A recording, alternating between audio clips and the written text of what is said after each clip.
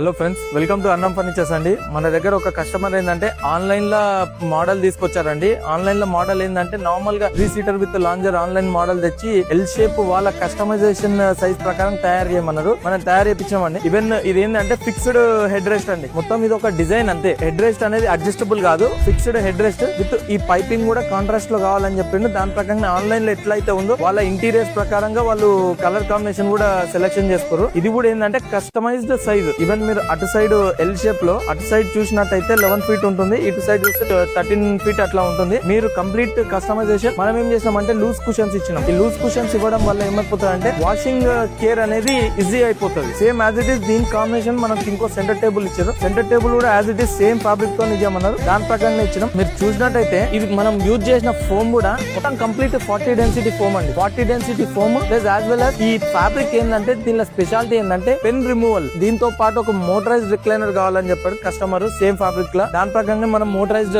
Recliner కూడా ఇచ్చాం. మీరు ఈవెన్ ఇక్కడ చూసినట్టయితే విత్ కప్ హోల్డర్ తో ఇచ్చాం. Complete motorised. మోటరైజ్డ్ అంటే మోటరైజ్డ్ వస్తుంది, మాన్యువల్ అంటే మాన్యువల్ ఇస్తాం. ఆల్ సైజ్ ప్రకారంగా L shape with centre table with motorised recliner కావాలి దాని ప్రకారంగా ఇచ్చాం. ఈవెన్ మీకు ఎలాంటి కస్టమైజేషన్ సోఫాస్ కావాలన్నా జస్ట్ కాంటాక్ట్ అన్నం ఫర్నిచర్స్ అండి.